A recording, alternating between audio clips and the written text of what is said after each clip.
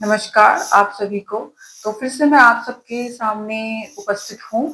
कली हनुवाणी का आगे का हमारा जो अध्याय रह गया था, दूसरा अध्याय चल रहा था जल कन्या, जिसके मैं 2 एपिसोड में बना चुकी हूँ आधे-आधे घंटे के, और अभी भी ये अध्याय हमारा बाकी है। तो आज हम इसको खत्म कर देते हैं। तो जहाँ पे मैंने छोड़ा था उसके आगे से मैं पढ़ना प्रारंभ करूंगी। तो एक बार शुरू करने से पहले भगवान का नाम ले लेते हैं। बोलो पवन पुत्र हनुमान की जय। जय श्री राम। दूसरी ओर उर्वा अपने ही किसी गणित में व्यस्त था।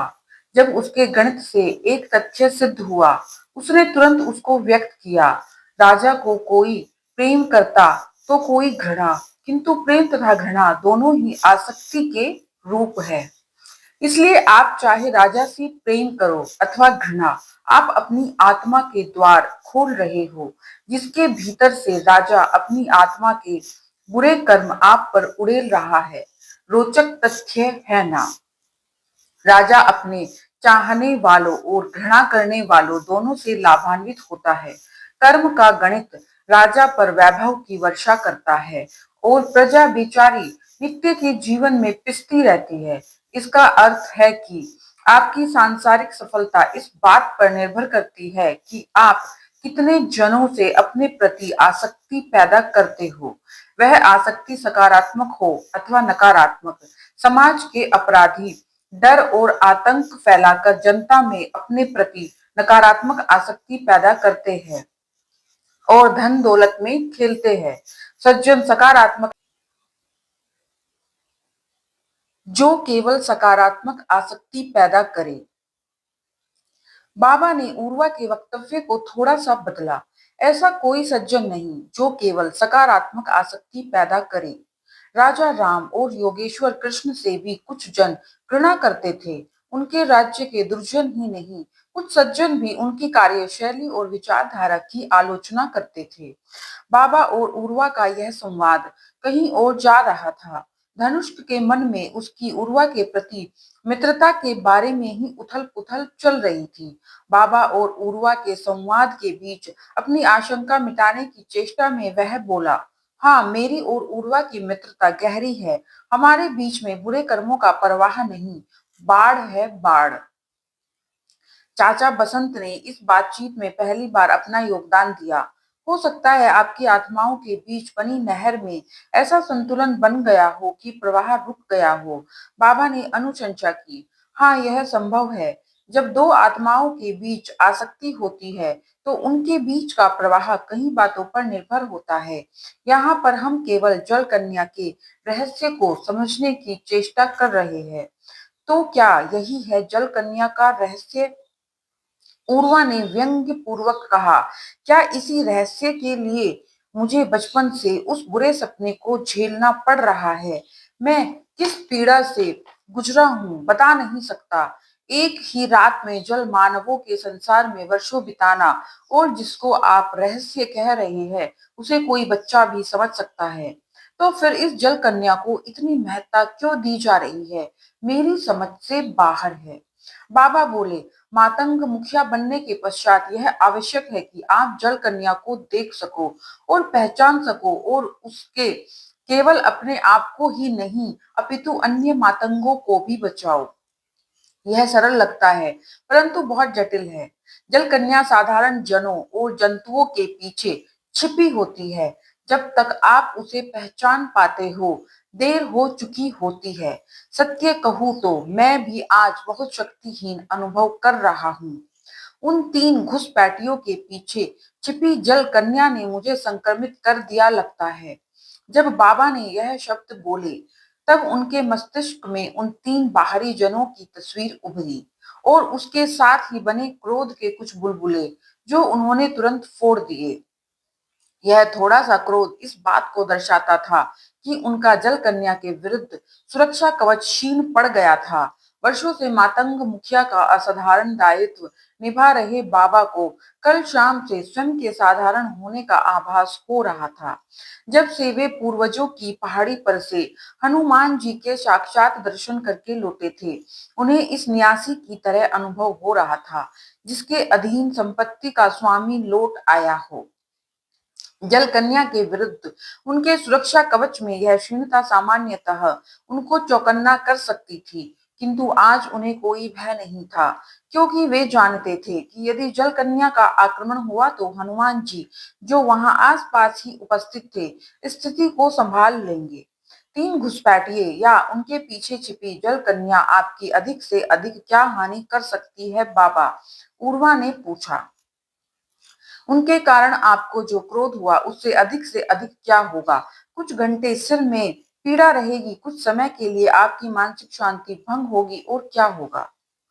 देखो, आपके प्रश्न से मेरी यह बात सिद्ध कर दी है कि आपको जल कन्या का रहस्य समझ नहीं आया है। बाबा बोले, आप क्रोध से होने वाली हानि की बात कर रहे हो और मैं बुरे कर्मों के संक्रमण से होने वाली हानि की। क्रोध या कोई भी भावना तो दो आत्माओं के बीच केवल नहर खोदती है। उस नहर से होकर जो बुरे कर्म प्रवाहित होते हैं, वास्तविक हानि उससे होती है। घुसपैठियों द्वारा मुझसे बातचीत करने की घटना की स्मृति मुझ में थोड़ा क्रोध पैदा कर सकती है। उस क्रोध से अधिक मेरी मानसिक शांति भंग हो सकती है, किंतु उस क्रोध के कारण उन तीनों के जो बुरे कर्म मेरी आत्मा पर चिपक गए, हानि तो उनसे होगी। क्या पता कौन कौन से बुरे कर्मों का संक्रमण मेरी आत्मा में हो गया हो। क्रोध से मेरी शांति भंग हो ना हो, उन संक्रमित हुए कर्मों का परिणाम मुझे अवश्य भोगना पड़ेगा। वह परिणाम तुरंत भी आ सकता है या कई वर्ष पश्चात भी। बुरे कर्म वे बीज है जो अपने विषैले फल कभी भी दे सकते हैं।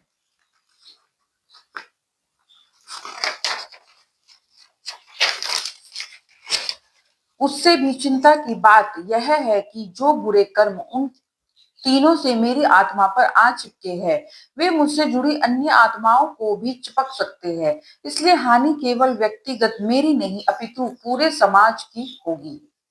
इसलिए कहता हूँ, जल कन्या को पहचान पाना और उससे रक्षा करना एक मातंग मुखिया का सबसे बड़ा दायित्व है। बाबा कैसे विषैले फलों की बात कर रहे थे, उर्वा और धनुष यह समझने के लिए अपनी कल्पना के घोड़े दौड़ाने लगे। चाचा बसंत ने बाबा को मंत्रणा दी। बाबा, यदि आप उदाहरण दे तो कुछ समझ आए। बाबा बोले, मैं कोई भय पैदा नहीं करना चाहता हूँ, क्योंकि भय भी आसक्ति का ही रूप है। परंतु उदाहरण चाहते हो तो कल्पना करो कि मेरे या मुझसे जुड़े किसी जन के साथ कोई दुर्घटना घट जाती है। दुर्घटना केवल इसलिए कि आप कुछ भारी जनों पर क्रोधित हुए, धनुष को बोला। और आप तो क्रोधित हुए भी नहीं, आप तो क्रोधित होने का अभिनय कर रहे थे। अभिनय में कुछ वास्तविक क्रोध भी था, तो भी उसका परिणाम दुर्घटना थोड़े ही हो सकती है। बाबा बोले, मैं दोहराता हूँ, क्रोध केवल नहर खोदता है, हानि उस नहर से बहने वाले बुरे कर्म करते हैं। हानि से बचने का कोई उपाय नहीं है क्या बाबा? चाचा बसंत ने पूछा। बसंत आयु में तो अपने भतीजों से बहुत बड़े थे, परंतु ज्ञान में वे उनके बराबर ही थे, क्योंकि जब 41 वर्ष पहले गुरु हनुमान मातंग कबीले में आए थे, तब बसंत एक बालक थे और ज्ञान प्राप्त करने के योग्य नहीं थे। धनुष ने विचार रखा, हानि तो कम कर ही सकते हैं और कर भी रहे हैं। हम मातंग जन बाहरी जनों से तो संपर्क में रहते ही नहीं है, न ही उनसे किसी प्रकार का लगाव रखते हैं। इसलिए बाहरी जनों के बुरे कर्म तो हमें संक्रमित करने से रहे। हमारी आसक्ति आपस में ही होती है। हम मातंगों के खाते में वैसे भी अधिक बुरे कर्म तो है नहीं, तो हानि कहाँ से पहुंचाएंगे? यदि बुरे कर्म है तो भी हमारी आत्माओं के बीच बनी आसक्ति की नहरों में ऐसा संतुलन बन गया होगा कि अब कोई प्रवाह नहीं होता होगा। इसलिए हमें बाहरी जनों से संपर्क न बनाने की परंपरा को बनाए रखना चाहिए। यदि संपर्क हो भी जाए तो बाबा मातंग ने उर्वा की ओर अपेक्षा पूर्वक देखा। उर्वा ने निराश नहीं किया। वह बोला, तो हमें भावनाओं में बहने की बजाय भावनाओं का अभिनय करना चाहिए, जैसे आपने किया। आप क्रोधित नहीं थे, अभिनय कर रहे थे। ऐसा केवल बाहरी जनों के साथ नहीं, हमें आपस में भी करना चाहिए। ज्ञानी मातंग सभी भावनाओं अर्थात आसक्ति के सभी 9 रूपों से बचकर रहते हैं। हमारे लिए जीवन एक अभिनय है। इस विशाल नाटक जिसे माया कहते हैं में हम अभिनय मात्र करते हैं। सच्ची भावनाएं ही हमें सच्चा व्यक्ति बनाती है। दिखावटी भावनाएं तो दुष्टों की पहचान है, जो अपना काम निकालने के लिए दिखाते कुछ है और अनुभव कुछ और करते हैं। धनुष उर्वा को संबोधित करते हुए बोला। पूर्वा ने उसे समझाया, माया के जाल में फंसे जनों द्वारा भावनाओं का आडंबर करना अलग बात है और माया के जाल को समझकर भावनाओं और जीवन को अभिनय मानकर जीना अलग चीज है। जिस समय मेरे मन में एक सच्ची भावना होती है, उसी समय मेरी आत्मा में यह जागृति भी रह सकती है कि भावना माया के महानाटक का भाग मात्र है। भावना और जागृति में कोई विरोधाभास नहीं है, दोनों साथ साथ हो सकती है। यह जागृति ज्ञान के साथ आती है, वह महाज्ञान जो हमारे इष्ट देव एवं गुरु हनुमान जी हर 41 वर्ष पश्चात देते हैं। बाबा ने कहा। बसंत की आंखों में दर्शकों की प्रतीक्षा सूखेपन के रूप में प्रदर्शित हुई। अपने भतीजों को संबोधित करते हुए बोले, जब 41 वर्ष पहले हनुमान जी आए थे, तब मैं बालक था। मैं ज्ञान पाने के योग्य नहीं था और आप दोनों तो पैदा भी नहीं हुए थे। मैंने और मेरी आयु के मातंगों ने बहुत लंबी प्रतीक्षा की है। चाचा बसंत तथा उनके भतीजों को तनिक भी भान नहीं था कि हनुमान जी मातंगों से मिलने पुनः आ चुके हैं। जिन्हें ब्रह्म ज्ञान प्राप्त होता है, उन्हें ब्रह्मजन कहा जाता है। बाबा बोले, ब्रह्मजन भी सुख का अनुभव करते हैं, किंतु इस जागृति के साथ कि वे इस माया के महानाटक में एक किरदार मात्र है। ब्रह्मजन भी दुख का अनुभव करते हैं, परंतु इस जागृति के साथ कि वे इस माया के महानाटक में है। हाँ, समझ में आ गया बाबा। पूर्वा बीच में टोकते हुए बोला, समझ में आ गया कि यदि हम भावनाओं को इस जागृति के साथ अनुभव करें कि हम आत्मा है और विभिन्न किरदारों को जी रहे हैं, तो हम जल कन्या से सुरक्षित रहते हैं। बातचीत क्या है? यदि हम आंखें बंद करके बातचीत करें तो पता चलेगा कि बातचीत क्या होती है। हमें कुछ स्वर सुनाई देते हैं, हम उन स्वरों पर अपनी प्रतिक्रिया देते हैं। इसी का नाम बातचीत है। अब मान लीजिए कि आपकी नाक में कोई गंध पहुंचे और आप उस पर अपनी प्रतिक्रिया दे, तो उसको क्या कहा जाएगा? उर्वा, धनुष, बसंत और बाबा मातंग के बीच हो रही बातचीत ने तब नया मोड़ ले लिया जब एक दुर्गंध उनकी नाक तक पहुंची। उस पर प्रतिक्रिया देते हुए वे गंध के स्रोत तक पहुंचे। उन्होंने देखा कि एक कुत्ता एक झाड़ी के पास पड़ा था। दुर्गंध से तो ऐसे ही लग रहा था कि वह मरा हुआ होगा। पता चला कि उसकी पूरी देह में कीड़े पड़े हुए थे। तुरंत उल्टी करा दे सकने वाली भयानक दुर्गंध के कारण वे मातंग जन कुत्ते के समीप बैठकर उसकी जांच तो नहीं कर सके, किंतु बाबा की अनुभवी आंखों से पता लगा लिया था कि उसमें जान शेष थी। अन्य 3 मातंगों को तो वहां पर जीवन नहीं, अपितु भिन भिनाती मक्खियों के बीच पड़ा एक मांस का लोथड़ा ही दिखाई दिया। जीवन का चिन्ह पाकर बाबा तुरंत हरकत में आ गए। उन्होंने चाचा बसंत को विशेष औषधियां लाने के लिए भेजा, जो लगभग 1 मील दूर एक छोटी सी झील के किनारे उपलब्ध थी। कुत्ते के घावों में पड़े कीड़े केवल उन्हीं औषधि से धुल सकते थे। बसंत आदेश पाकर तुरंत झील की ओर दौड़े। धनुष उनकी सहायता करने के लिए उनके साथ गया। उनके जाने के पश्चात बाबा उर्वा को कार्य सौंपने के लिए उसकी ओर मुड़े और उर्वा आप, परंतु उर्वा वहां पर था ही नहीं। उर्वा, बाबा ने पुकार लगाई, नहीं नहीं, आप मेरे साथ ऐसा नहीं कर सकती। उर्वा करीब 30 गज की दूरी पर स्थित एक पेड़ के पीछे छिपकर मिमिया रहा था। बूढ़े बाबा के चेहरे पर वही भाव थे जो अपने बच्चे को बेवजह डरते हुए देख किसी पिता के होते हैं। वे तीव्रता से पेड़ के पास गए और उर्वा को लगभग घसीटते हुए घायल कुत्ते के पास लाए। आप कब से इतने कमजोर हृदय हो गए कि आप घायल कुत्ते को समीप से नहीं देख सकते? ऐसा कैसे बनोगे आप मातंग मुखिया? बाबा ने उर्वा को डांटते हुए कहा। जल कन्या उर्वा बुदबुदाया। उसकी दृष्टि उस जगह को एक टक घूर रही थी जहां कुत्ता पड़ा हुआ था। उसका चेहरा इस तरह श्वेत पड़ गया था मानो उसे फांसी चढ़ाया जा रहा हो। हाँ, जल कन्या तो अंततः आपको जागृत अवस्था में भी जल कन्या दिख ही गई। बाबा की आंख में उस पिता की आंखों जैसी चमक थी जो अपनी संतान को पहली बार चलते हुए देखता है। हल्की सी मुस्कान, आंखों में गर्व की चमक और छिपाए नहीं छिप रहे जोश के साथ बाबा बोले, हाँ, यह कुत्ता हमारे भीतर दया की भावना जगा रहा है। दया भी आसक्ति का ही एक रूप है, अर्थात कुत्ते के साथ हमारे लगाव के कारण हमारी आत्मा और उसकी आत्मा के बीच एक नहर बन चुकी है, जिससे उसके बुरे कर्म हमारी ओर बह सकते हैं। कुत्ते की आत्मा हमारे लिए वह जल कन्या है जो हमें उसके बुरे कर्मों के सरोवर में डुबो सकती है।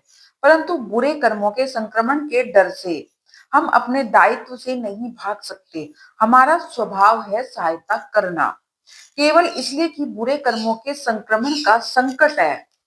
हम अपने स्वभाव के विरुद्ध नहीं जा सकते। इस कुत्ते को यहीं मरते हुए छोड़ देना विरक्ति नहीं, कायरता होगी।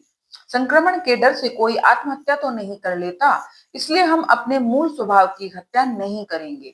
हम इस कुत्ते की सहायता करेंगे, परंतु इस जागृति के साथ कि हम माया के इस महानाटक में किरदार मात्र है। हमें इस कुत्ते की सहायता करने वाले दयावान मातंगों के किरदार का अभिनय मात्र करना है। हम अपनी दया की भावना को नहीं मार रहे, न ही हमारी दयाशीलता किसी भी तरह से कम हुई है।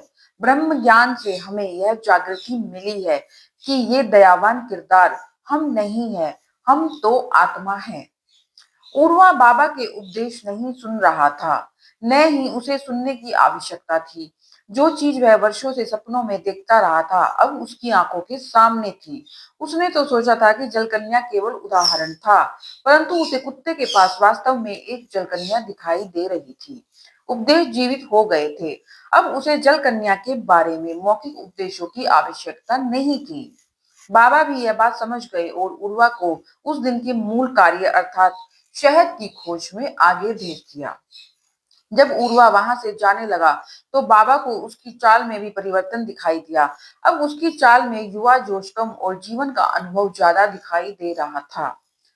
उर्वा के वहां से जाने के पश्चात बाबा के पश्चात पास बातचीत करने के लिए कोई नहीं था, इसलिए वे श्वास रोककर कुत्ते के पास उसके घावों का निरीक्षण करने के लिए बैठ गए।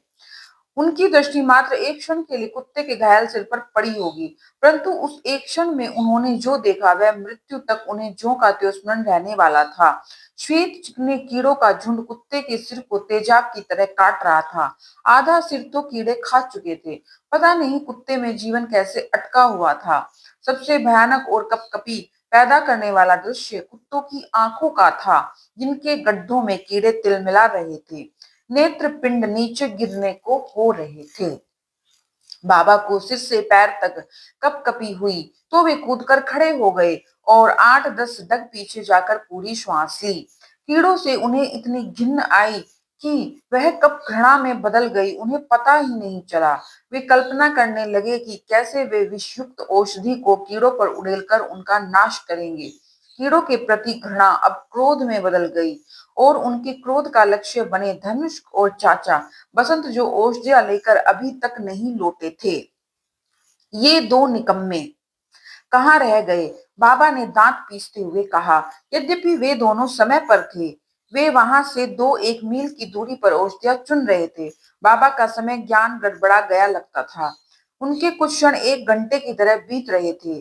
घिन्न, घृणा और क्रोध की वे तीव्र भावनाएं जो तिल मिलाते कीड़ों ने जगाई थी, बाबा को डुबो रही थी। कुछ क्षण पश्चात सरोवर के किनारे जड़ी बूटियां चुन रहे बसंत और धनुष्क को एक विषैले सांप ने काट लिया।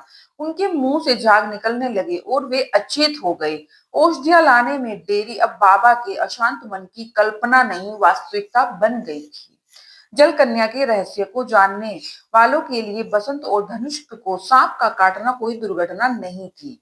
कुत्ते के सड़ते तन में उपस्थित कीड़ों के समूह की भी एक आत्मा थी। कीड़े देखकर जो घिन्न, घृणा और क्रोध बाबा के मन में पैदा हुआ था, वे उससे स्वयं को अलग नहीं कर पाए।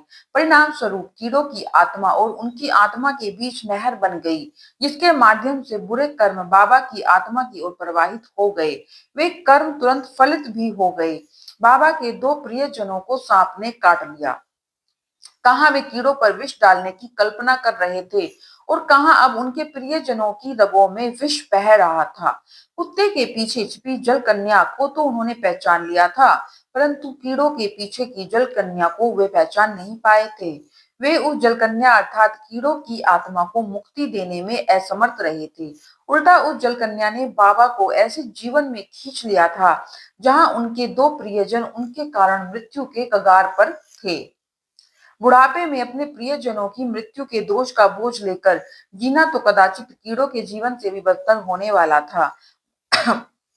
बाबा यह सोचकर वहां से चल दिए कि वे स्वयं ही शीघ्रता से झील के किनारे जाएंगे और वहां से जड़ी बूटियां लाकर कुत्ते को स्वस्थ करेंगे। जब वे झील के किनारे पहुंचे तो असमंजस में पड़ गए, में फंस गए कि दाएं जाए या बाएं।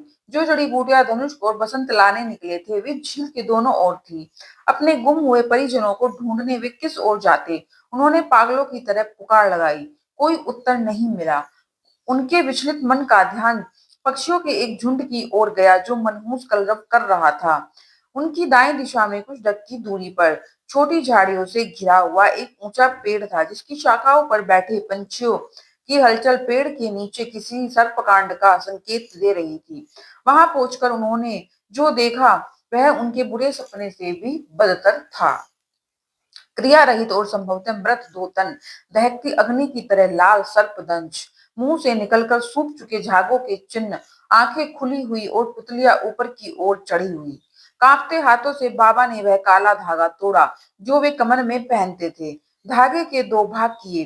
अपने थरथराते घुटनों के बल बसंत के पास बैठकर उन्होंने उसकी पिंडली के उस स्थान को नीचे धागा बांधा जहां पर सांप ने काटा था। फिर अपने चाकू से उसके घाव को काटकर उन्होंने विषयुक्त रक्त निकालना शुरू किया। सर्पदंश को ठीक करने के लिए की जाने वाली प्रक्रिया पूरी उन्होंने की, परंतु बसंत के प्राणों का संचार नहीं हुआ। अब बाबा बुरी तरह घबरा गए थे। पैरों पर खड़े होने की शक्ति अब उनमें नहीं बची थी। वे सरकते हुए पास में पड़ी धनुष की देह के समीप गए और वही प्रक्रिया दोहराई। जीवन की कोई किरण दिखाई नहीं दी। बाबा को जैसे पागलपन का दौरा पड़ गया। वे एक एक करके धनुष और बसंत की स्थल पड़ी देहों को हिलाकर उनके नाम पुकारने लगे। वे दोनों नींद में थोड़े ही थे जो अपना नाम सुनकर जाग जाते। जब देह में जीवन की आशा होती तो उनकी आत्माएं वापस लौटकर आती भी। गला फाड़ फाड़ कर चिल्ला रहे बाबा के कंठ ने भी उनका साथ छोड़ दिया। अपने प्रियजनों के प्राण रहित चेहरे देखकर उनकी आंखों में आंसू आ गए। उनकी आंखों के आगे अंधेरा छा गया। अंधेरा भी ऐसा कि जैसे मृत्यु जीवन के कक्ष की खिड़कियां पर लकड़ी के फट्टे जड़ चुके हो।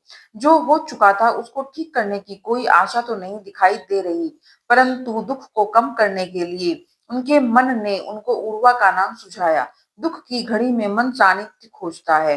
उन्होंने उर्वा का नाम चिल्लाना शुरू किया। उन्हें आशा थी कि उर्वा उन्हीं के आसपास होगा। बाबा मातंगों में सबसे अधिक अनुभवी व बुद्धिमान थे। यदि वे कुछ नहीं कर सकते थे तो युवा उर्वा के वहां होने से क्या अंतर पड़ने वाला था। परंतु मन तो मन है।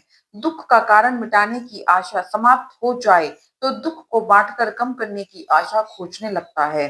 किंतु बाहरी तौर पर बाबा उर्वा को ऐसे पुकारने लगे जैसे वे किसी पहुंचे हुए वैद्य को बुला रहे हो। वे कदाचित मृत्यु को यह दर्शाना चाहते थे कि उन्होंने अभी हार नहीं मानी थी और वे अभी भी मृत्यु को वहां से भगाने के विकल्प खोज रहे थे। जब उर्वा का कोई उत्तर नहीं मिला तो बाबा के कमजोर पड़ चुके मन में ऐसी तस्वीरें बनानी शुरू कर दी जिनमें उर्वा भी कहीं पास ही सर्पदंश के कारण अचेत पड़ा था। उनके मन के दूसरे भाग ने इन तस्वीरों को जलाने के लिए क्रोध की अग्नि सफलगा दी। क्रोध में वे उर्वा को कोसने लगे कि वह आवश्यकता के समय कभी भी उपलब्ध नहीं होता था। बाबा के इस बेतुके क्रोध का अगला लक्ष्य बना वहां पास के पेड़ पर चीख रहा एक वानर, जिसके एक हाथ में केला और दूसरे हाथ में सर्पदंश के लिए काम आने वाली जड़ी बूटियों का गुच्छा था। अब बाबा को ध्यान आया कि धनुष और बसंत ने अचेत होने से पहले सहायता की गुहार लगाई होगी। मातंग और वानरों के बीच संबंधों का अनाकित नियम था कि वे आवश्यकता पड़ने पर एक दूसरे की सहायता करते थे। सर्पदंश से ग्रस्त उन दो मातंगों की गुहार भी किसी वानर ने सुनी ही होगी, कदाचित उसी वानर ने सुनी थी जो उस पेड़ पर बैठा था। तभी तो उसके हाथ में विषरोधी जड़ी बूटियां थी, किंतु उसने वे जड़ी बूटियां उन मातंगों के पास क्यों नहीं फेंकी जिनको उनकी आवश्यकता थी। और वह वानर आनंद से केला खाने के बजाय अपने वानर समाज के अन्य सदस्यों को सहयोग के लिए क्यों नहीं बुला रहा था। मातंग और वानरों के बीच इसी सहयोग का परिणाम था कि कोई मातंग कम से कम बाबा की स्मृति में सर्पदंश से मृत्यु को प्राप्त नहीं हुआ था। परंतु आज यह सब कैसे हो गया? बाबा के विचलित मन ने सारा दोष उस वानर पर मढ़ दिया। बाबा का पागलपन चरम सीमा पर पहुंच गया। बाबा ने एक पत्थर वानर की ओर दे मारा। पत्थर को चकमा देकर वानर ने बाबा की अनुकृति करते हुए केले के छिलके को बाबा की ओर फेंका। जब वह निर्दयी जंतु पेड़ से उतरकर भागा तो बाबा ने छड़ी लेकर उसका पीछा करना शुरू कर दिया। कहाँ वे बाबा थे जो इतने ज्ञानी थे कि वे देवताओं से वार्ता कर सकते थे, और कहाँ ये बाबा थे जो क्रोध में इतने अंधे हो चुके थे कि एक वानर को पीटने के लिए दौड़ रहे थे। एक घंटे में वे अज्ञानता की गहराइयों में गिरते चले गए थे। तीन जलकन्याएं उन्हें ले डूबी थी। पहली जलकन्या उन कीड़ों की आत्मा थी जिन्होंने बाबा के मन में घिन्न पैदा करके उनको आसक्ति के बंधन में बांधा। दूसरी जलकन्या धनुष और बसंत की अचेत देहों के पीछे छुपी थी, जिसने दुख की भावना के माध्यम से बाबा की आसक्ति प्राप्त की। तीसरी जलकन्या उस वानर के पीछे थी जिसको पीटने के लिए बाबा क्रोध से आसक्त होकर दौड़ रहे थे। उन्होंने अपनी बूढ़ी थकी हुई देह को वानर के पीछे तब तक घसीटा जब तक कि उनकी छाती में असहनीय पीड़ा नहीं उठ गई। वे घुटनों पर हाथ रखकर नीचे झुके। उनके फेफड़े वायु के लिए तरस रहे थे। उनके तन के एक एक पोर से पसीने की फुहारें छूट रही थी। जिस वानर के पीछे भागते भागते उनकी यह हालत हुई थी, वह वानर आनंद पूर्वक एक पेड़ की नीची टहनी पर बैठ गया था। उसी पेड़ के नीचे उर्वा शांति से बैठा था। उसका मुख पेड़ के तने की ओर था और उसके होठ ऐसे हिल रहे थे जैसे वह किसी से बात कर रहा हो। बाबा जहां खड़े हाँफ रहे थे, वह स्थान उर्वा से कुछ हिडक दूर था, किंतु कई क्षणों तक न तो बाबा को उर्वा दिखाई दिया और न ही उर्वा को बाबा की तेज श्वासें सुनाई दी। अंततः बाबा की श्वासों की गति साधारण हुई। उन्होंने अपना सिर उठाया तो उन्हें सामने उर्वा की पीठ दिखाई दी। उर्वा! बाबा ने चिल्लाने की चेष्टा की, परंतु उनके गले से केवल घरघराहट निकली। अरे निकम्मे! अरे कामचोर! अरे पुतले! यहाँ बैठे क्या कर रहे हो? मैं वहां गला फाड़ फाड़ कर। उर्वा ने एक क्षण के लिए अपनी गर्दन घुमाई और बाबा के शब्दों पर अपने चेहरे के भावों से प्रतिक्रिया दी। उसकी प्रतिक्रिया ऐसी थी जैसे किसी ध्यान में लीन साधु का ध्यान किसी आसुरी शक्ति ने भंग किया हो। इस क्षणिक प्रतिक्रिया के पश्चात उसने अपना मुख पुनः पेड़ के तने की ओर कर लिया। बाबा का मस्तिष्क पुनः क्रोध से फट पड़ा। उर्वा तो बेचारा किसी दिव्य क्रिया में लीन था, परंतु बाबा के मस्तिष्क ने उसके इस व्यवहार को अवज्ञा मान लिया था। उनके क्रोध का कारण बनी थी उर्वा की वह काल्पनिक बुरी छवि जो उनके मस्तिष्क में बनाई थी, परंतु उनके क्रोध का लक्ष्य बना वास्तविक उर्वा। उर्वा को पाठ पढ़ाने के विचार से वे बड़ी फुर्ती से आगे की ओर बढ़े, परंतु उनकी छाती में भयानक पीड़ा ने ऐसे झुरे खोपे कि वे अपंग हो गए। उनके दोनों हाथों से छाती का बायां भाग पकड़ते हुए उन्होंने पीड़ा भरी चीख निकाली जो उनके गले में ही फंस गई। वे पहले थोड़ा झुके, तत्पश्चात उसके घुटने भूमि पर टिक गए और तत्पश्चात वे सपाट धरती पर गिर पड़े। पीड़ा चली गई थी, परंतु उनकी चेतना को साथ लेकर। उर्वा ने अपनी गर्दन घुमाकर एक बार पुनः पीछे देखा। बाबा भूमि पर गिरे हुए थे, परंतु वह अपनी जगह पर बैठा रहा। उसने बाबा की अवस्था को देखकर कोई भी प्रतिक्रिया नहीं दी। उसे लग रहा था कि जो कुछ भी उसके पीछे हो रहा था, वह मात्र एक भ्रम था। उसके लिए केवल एक ही आकृति वास्तविक थी और वह उसके ठीक सामने उपस्थित थी। वह आकृति थी चिरंजीवी हनुमान जी की, जो पेड़ के तने के साथ लगकर विश्राम अवस्था में खड़े थे। और तत्पश्चात वे बंदर का पीछा करते हुए यहाँ पहुंच गए। उन्होंने आपको देखा, मुझे नहीं। उन्होंने सोचा कि आप पेड़ से बात कर रहे हो। हनुमान जी बाबा मातंग के विचित्र व्यवहार के पीछे की कहानी उर्वा को सुनाते हुए बोले, परंतु क्यों देव, वे आपको क्यों नहीं देख पा रहे? उर्वा ने पूछा, इस धरती की करोड़ों अन्य आत्माएं मुझे क्यों नहीं देख पा रही है? बस वही कारण है कि बाबा भी मुझे नहीं देख पा रहे। बुरे कर्म, मेरे और उनके बीच बुरे कर्मों का एक गहरा गड्ढा बन गया है। बाबा पिछले 1 घंटे में अज्ञान और भ्रम की कई परतों के नीचे दब गए हैं। यदि मैं उदाहरण अथवा रूप का प्रयोग करके कहूँ, बाबा जल कन्याओं के जाल में फंस गए हैं। हनुमान जी ने उत्तर दिया। उर्वा ने कहा, हे देव, यदि बाबा ने बुरे कर्मों के नीचे दबने का कारण वह घिन्न है जो उन्हें कुत्ते के सिर में पड़े कीड़ों को देखकर आई, अथवा वह भय है जो उनको अपने प्रियजनों के संकट में होने के कारण हुआ, अथवा वह क्रोध है जो उन्हें विश्वासघाती वानर पर आया, तो मुझे भी अपने बुरे कर्मों के गहरे गड्ढे में होना चाहिए। मुझे भी आप दिखाई नहीं देने चाहिए, क्योंकि मैं भी अतीत में कई बार घिन्न और भय तथा क्रोध जैसी भावनाओं से ग्रस्त हुआ हूँ।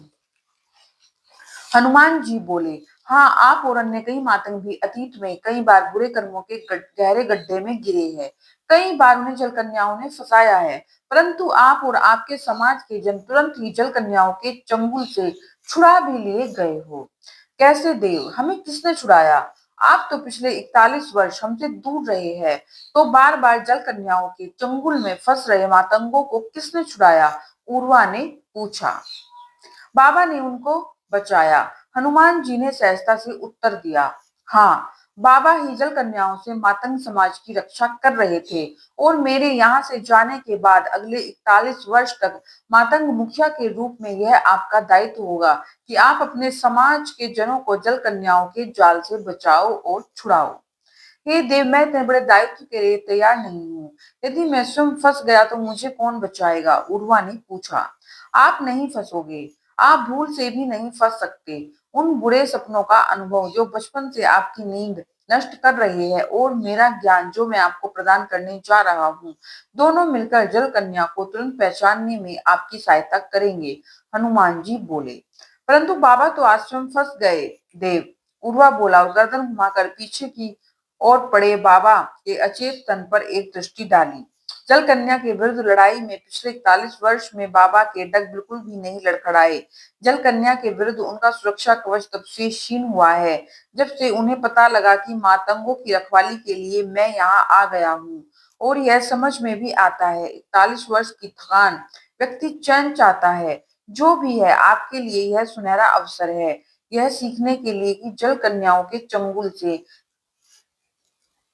किसी को कैसे छुड़ाते हैं। बताओ, यदि मैं यहाँ पर उपस्थित नहीं होता तो आप बाबा को ठीक करने के लिए क्या करते? हनुमान जी ने पूछा।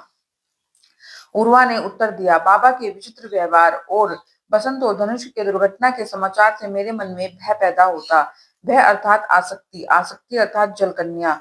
मुझे बाबा में जलकन्या दिखाई देती है और मैं इस बोध से कर्म करता कि मैं इस माया के महानाटक में किरदार मात्र हूँ। इस आत्म जागृति के साथ मैं बाबा को उस स्थान पर ले गया होता जहां पर चिरंजीवी हनुमान उसे बीच में टोकते हुए बोले, इस तरह आप अपनी आत्मा को तो संक्रमित